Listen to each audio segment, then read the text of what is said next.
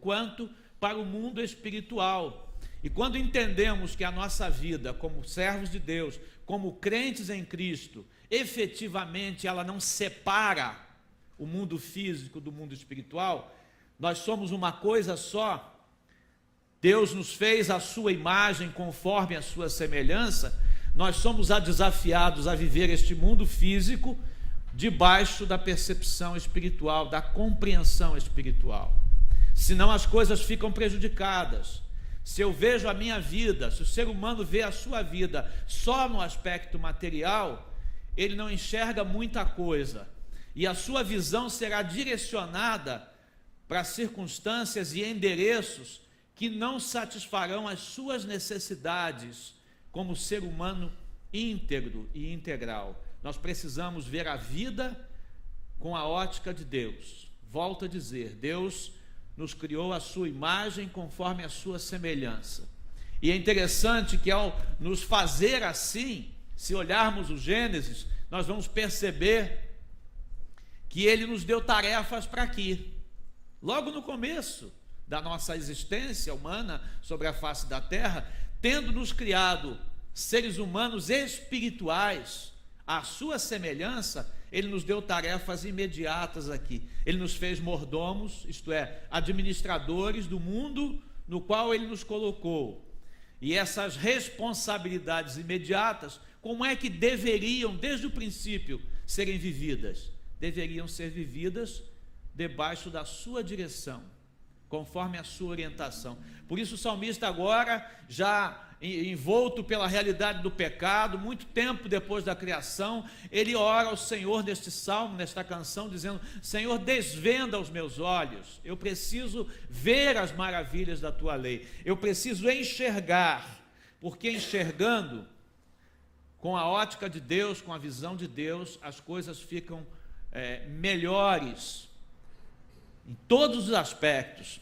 Jesus Cristo, em Mateus 6:22, ele nos dá uma afirmação que diz respeito a esse olhar.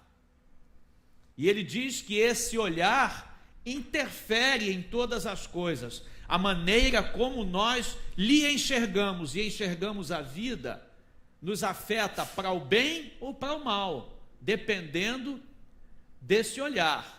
Jesus disse: se os teus olhos... Está aqui?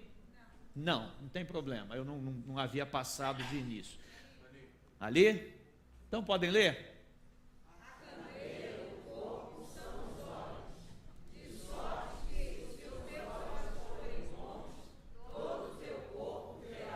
Pode botar o 23? Olha a diferença entre...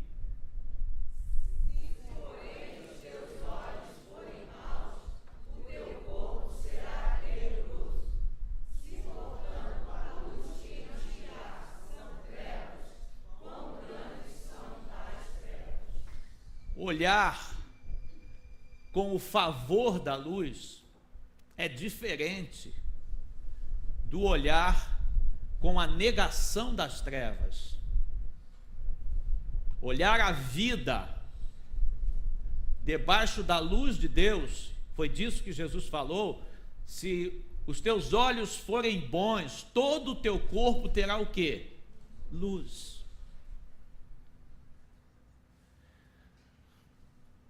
Pensamos, por exemplo, que muitas das doenças emocionais que nós temos se dão por conta da falta da luz de Deus. A luz nos permite enxergar aquelas coisas que não estão muito boas, muito nítidas. Por exemplo, eu saí com esses óculos de casa, coloquei no rosto, não observei. Agora, vendo aqui, eu vi que ele está impróprio para eu enxergar. Então eu já estou agora aqui providenciando um recurso para que a luz me favoreça, para que eu possa ver de maneira melhor, não é? A luz favorece. Ter os olhos desvendados nos permite ver melhor. Daí a afirmação de que é possível ver mais longe. E eu diria mais, é necessário ver mais longe, né?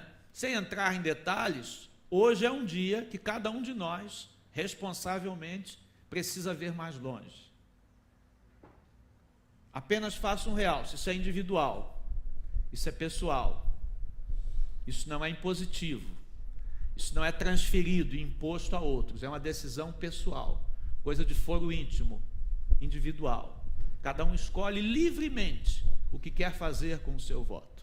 Essa é a percepção que cada um de nós tem na vida, dependendo das circunstâncias em que nós nos encontramos e dos objetivos que cada um de nós tem para a sua vida e para a vida do seu estado, do seu país, etc, etc. Voltando aqui, a luz de Deus nos ilumina e nos permite enxergar, que enxerguemos melhor. Agora, o próprio texto dos Salmos nos mostra alguns ensinamentos que nos ajudam a compreender como podemos ver mais longe. Primeiro aspecto, versos 19 e 37 do Salmo 119 e a consequente conclusão. Olha aqui a afirmação que o salmista faz, que é uma observação lúcida. Viverei poucos anos aqui na terra, não esconda de mim o quê? Eu quero ver os teus mandamentos para que nestes poucos anos na terra eu possa viver debaixo da tua luz, com os olhos desvendados. Verso 37. Podem ler? Não me deixes ficar pensando em coisas sem valor. Ser bondoso para comigo, como prometeste. Este é um pedido de ajuda que o salmista faz ao Senhor, dizendo: Senhor, não me deixes ficar pensando em coisas sem valor. Passaríamos aqui algum tempo discutindo o que é que tem valor e o que é que não tem valor. Ver a criação de Deus tem valor? Muito valor. Contemplar a grandeza do seu poder tem. Não é uma coisa fútil, não. É importante para o nosso deleite espiritual e para a nossa observação espiritual do poder de Deus. É importante. Conversar com amigos, trocar figurinhas com amigos é importante para a nossa vida? É importante para a nossa vida. Não é coisa sem valor. Agora, guardar no seu coração maquinações, vinganças, projetos malignos, ódios, ressentimentos, e mover a vida nessa direção é algo sem valor? É sem valor. É sem valor. Olhando os propósitos de Deus, os mandamentos da lei de Deus, estas coisas são sem valor. Então a palavra nos estimula para que pensemos bem na vida. Por isso, o Novo Testamento já nos ensina que nós devemos nos deter em salmos, hinos, cânticos espirituais, devemos adorar a Deus e devemos compartilhar com os outros os sentimentos e os movimentos que são resultados desta nossa adoração a Deus, desse nosso temor benéfico da autoridade do Senhor sobre a nossa vida. Quando fazemos assim, nós estamos usando bem o tempo, e isso é vital para enxergarmos mais longe. Vale para todos os aspectos da vida. Você se deter nas coisas boas, procurar enxergar as coisas além do seu umbigo, do seu interesse imediato. De vez em quando eu uso essa expressão, significa tirar o olhar só dos seus interesses. Isso não nos ajuda em termos de olharmos a vida. Em todos os aspectos, nós precisamos ter uma visão mais ampla, mais distante, mais favorável de observação e mais próxima daquilo que é resultado do temor a Deus. Disse em Provérbios, Salomão, disse assim: quem tem visão faz o quê? Podemos ler? Quem tem visão, olha no tempo certo, mas quem dorme na hora da colheita passa vergonha. É uma ponderação importante, né? As coisas têm um tempo de maturação, tem um tempo de chegarem ao ponto, todas as coisas.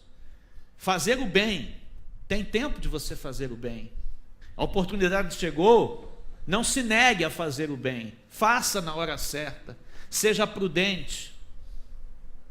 Chegou a hora de estudar, você que é estudante, essa é a hora de estudar. Essa é a hora de investir nisso, se preparar para a vida.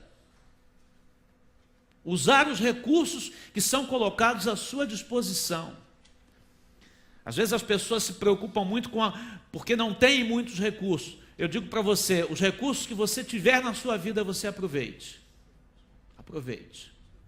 A história é repleta de pessoas que conseguiram usar bem o tempo nesse aspecto e venceram obstáculos enormes e chegaram a condições favoráveis para uma vida melhor sustentada, melhor mantida, mais realizada, mais feliz nesse aspecto também. Então é importante, se você quiser enxergar mais longe, olhar bem, ter um olhar bom, como disse Jesus Cristo, permitir que no seu interior, vale dizer coração, espírito, mente, na sua vida, você se replete, se encha das coisas boas que Deus disponibilizou para você viver e que a vida, de uma maneira completa, disponibiliza para você cada dia, cada dia, cada dia.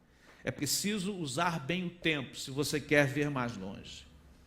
Segunda questão, avalie honestamente sua vida.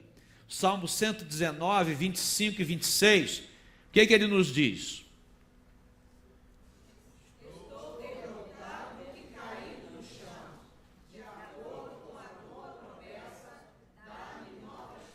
Essa é uma promessa, só volta um tiquinho. Essa é uma promessa que Deus quer cumprir. Qual é a promessa? Renovar as nossas forças. Isso não tem tempo, não tem lei, não tem graça. Esse é o propósito de Deus. O salmista pediu certo, ele se encontrava assim, mas ele confiava pela promessa de Deus que o Senhor lhe daria novas forças. Verso seguinte, leiam.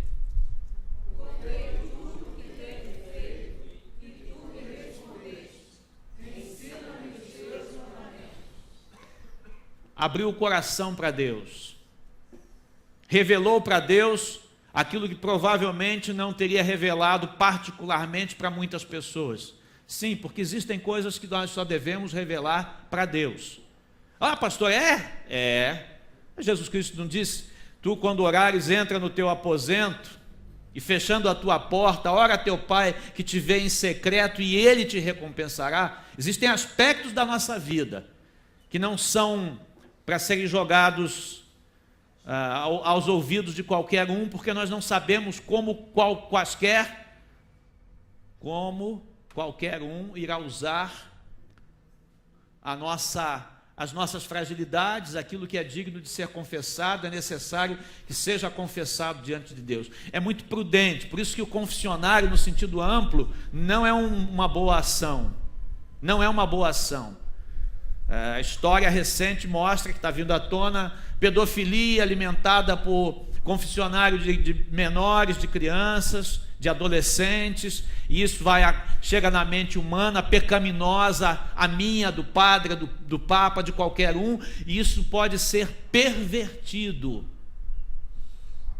Então, isso pode virar algo negativo, mas para com o Senhor Deus, é necessário avaliar honestamente a vida e admitir as suas frustrações e provavelmente a causa delas, se você souber. É importante dizer, como o salmista disse, sonda-me, ó Deus, e vê se há em mim algum mau caminho, porque às vezes nós nos negamos a enxergar. Às vezes o mundo inteiro está vendo um problema em mim e eu me nego a enxergar. E eu preciso me valer do socorro que alguém me dá, do toque que alguém me dá. Querem ver um exemplo claro disso? Davi e o profeta Natã. Lembram-se da situação? Davi não se tocou durante muito tempo, servo de Deus, um rei, um homem importante, dirigia a nação que recebeu os pactos, a lei, dirigia todas as promessas, as profecias, tudo. Davi estava ali contido naquela figura que de alguma maneira até idealizava o Cristo que viria. Diz que Jesus vai sentar no trono de Davi, identificando um com o outro. E Davi, como homem, não conseguia enxergar as suas mazelas. E Natan vai e conta uma história paralela à sua, e quando o ser humano sobe reconhecendo a sua própria verdade, quando Davi se sente revoltado com a história como contada e com o elemento perverso daquela história que Natan lhe contara, Natan simplesmente diz para Davi assim: Davi, esse homem dessa história é você. Esse homem dessa história é você. E Davi então enxerga, vê. Nos ajudará sempre o fato e a decisão de não termos nada mascarado na nossa vida. A gente não precisa ser hipócrita para manter aparências, a gente precisa ser educado quando lidamos com essas coisas, porque às vezes, para dizer a verdade, a gente pode transformar a verdade num momento de grosseria, de desrespeito ao outro. E isso não é uma forma correta de se fazer, até porque nenhum de nós está isento de fraquezas. Então é preciso que se tenha humildade no trato dessas coisas. Mas os verdadeiros amigos poderão nos ajudar, às vezes educadamente, dando um toque, dizendo alguma coisa positiva, construtiva para a nossa vida, e aí nós teremos condições de fazer uma avaliação mais honesta da nossa vida. E voltamos àquela palavra de Jesus, porque ela é fundamental. Se os nossos olhos forem bons, isto é, se houver disposição para o bem e para o bom, a luz vai brilhar. E até os nossos caminhos menos honrosos, mais difíceis, mais complexos, serão iluminados pela luz de Deus. E nós teremos a condição de acertar o nosso passo. Porque a Escritura diz que ela é lâmpada e luz para os nossos pés, para o nosso caminho. Nós podemos acertar. Isso nos ajudará numa avaliação honesta sobre a nossa vida. Uma expressão bem comum é não usar máscaras para viver, né? Bem comum, todo mundo entende o significado disso. Eu não preciso, você não precisa, nós não precisamos mascarar nada. Errei. Isso vale de pai para filho, vale de marido para mulher, mulher para marido, e filho para pai, pai para filho, etc. Não há um caminho único. Não existe alguns que necessitam ser verdadeiros e honestos e outros que não precisam. Estão isentos pela condição. São políticos, são pais, são donos, são professores. Esses têm o direito de negar a verdade. Não tem. Religiosos, não tem. Todos nós somos estimulados pela palavra de Deus a um caminho verdadeiro, sem maquiagem, sem máscara. Isso fará bem e nos permitirá enxergar mais longe. Querem ver? Disse Jesus no seu ensino: o hipócrita tinha diante dos seus olhos uma trave. Uma trave, uma baliza, um esteio, né? Desse tamanho. O que ele enxergava? Nada. Mas ele queria ditar para o outro o que o outro deveria ou não fazer. Jesus, no seu ensino, disse: ô cidadão, tira a trave do teu olho para que você consiga enxergar o cisco que está no olho do outro. Então será sempre recomendável para nós podermos ver a vida, ver o outro, compreender o outro, as razões do outro. Isso faz parte da vida. Nós não fomos colocados no mundo, irmãos, para sermos simplesmente religiosos. Nós temos uma convicção e uma religião. Nós fomos colocados a Deus como pessoas criadas à imagem e semelhança de Deus, que se perderam pelo pecado, mas que precisam readquirir a sua condição de vida aqui e na eternidade. Então, tirar a trave será sempre importante, porque nos favorecerá. Tá certo? Terceiro, para chegarmos mais longe, vendo mais longe, nós precisamos, obviamente, ver aquilo que Deus quer. O que Deus quer? Mostrar. Deus quer mostrar. Salmo 119, 44 ao 46. Podem ler?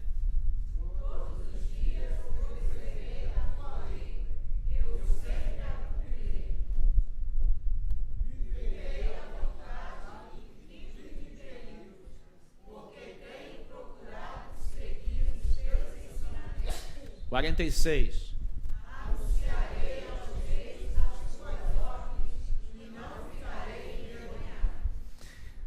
É preciso, meus irmãos, ver aquilo que Deus quer nos mostrar na sua lei, na sua palavra. Isso estenderá, alongará a nossa visão.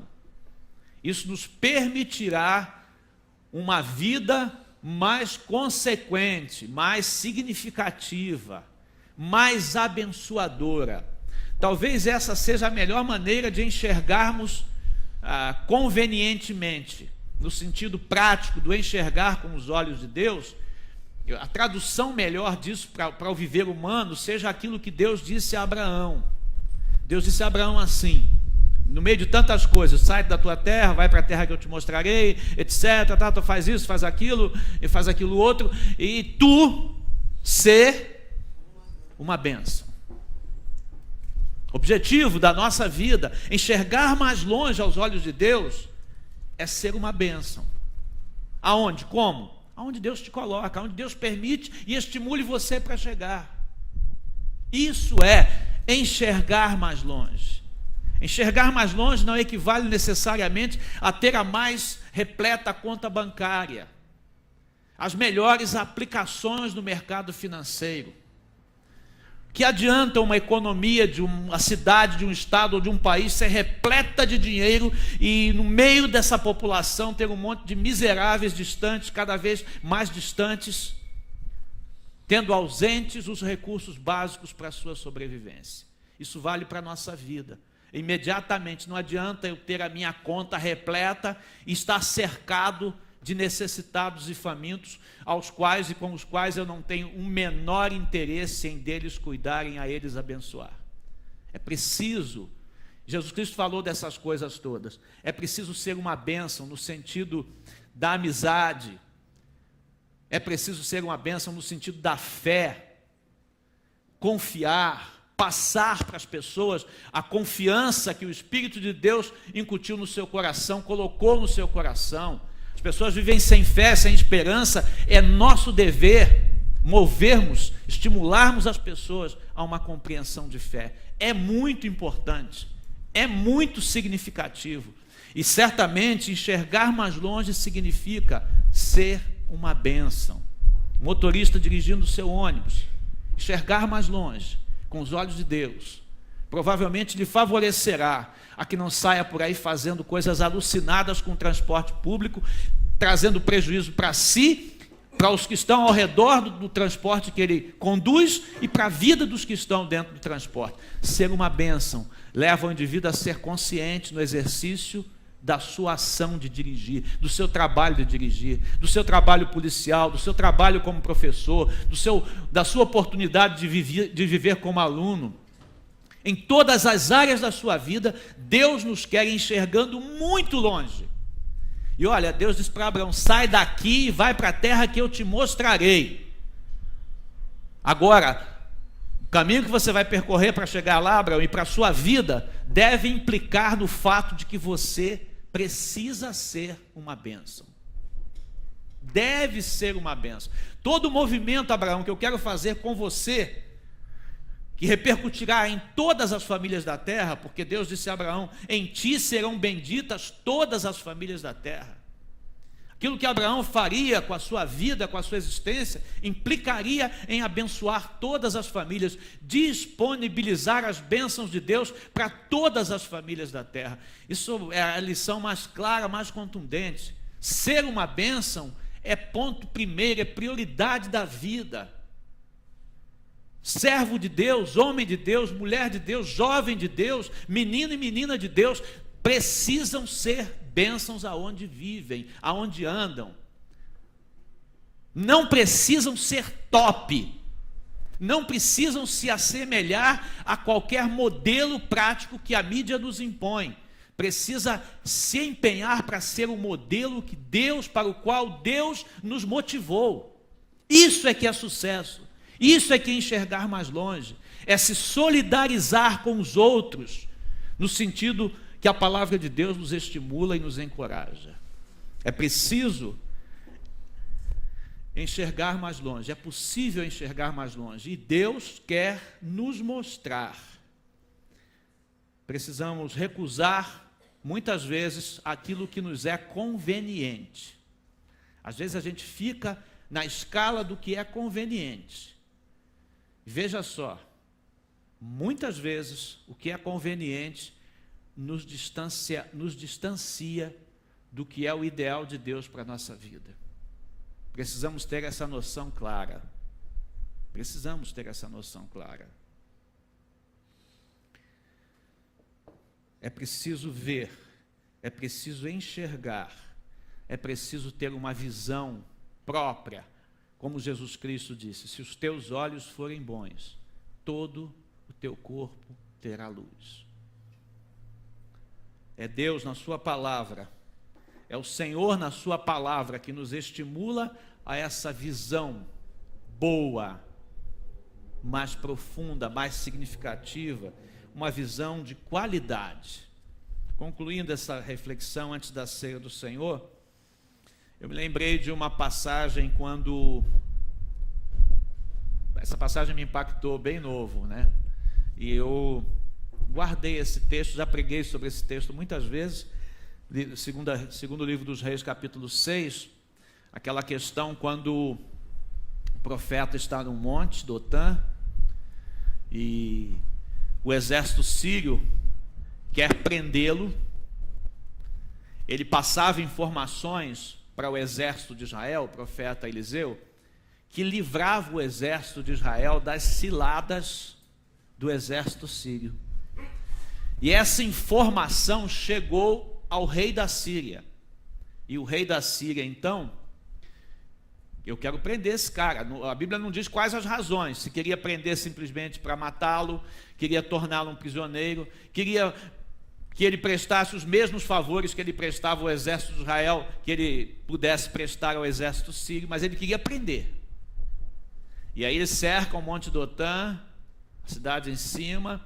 Eliseu está lá com o seu auxiliar de profeta, seminarista, mais comumente chamado hoje em dia, né? E o jovem acorda cedo, que não é muito comum, né? Às vezes acorda na marra, mas gosta de dormir um pouquinho mais.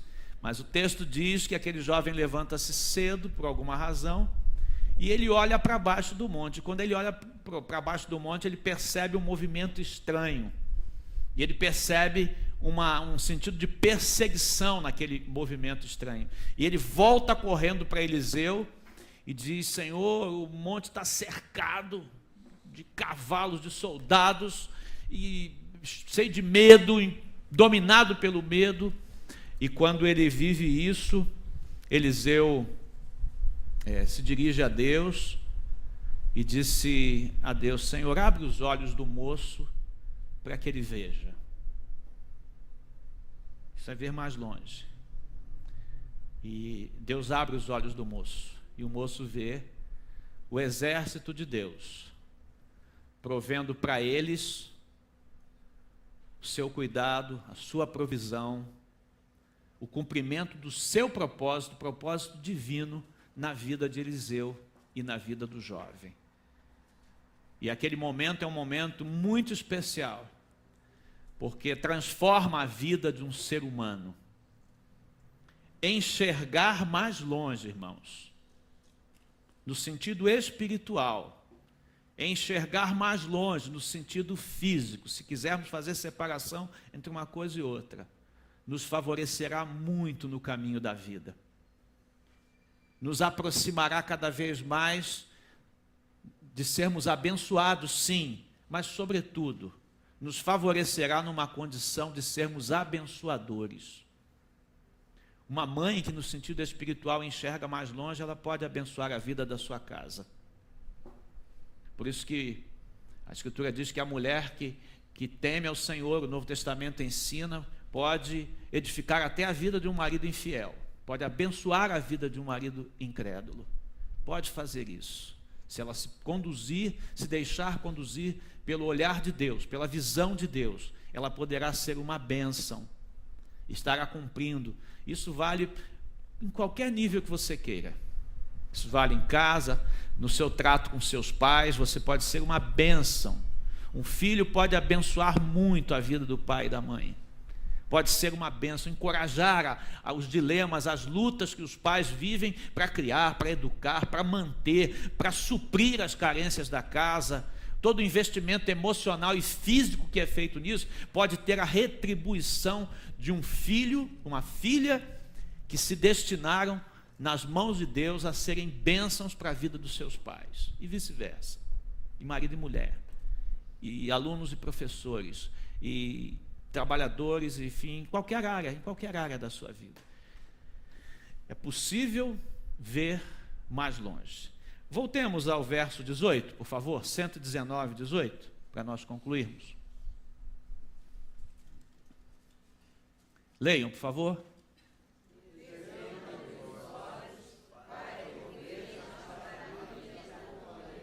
Amém? Esse é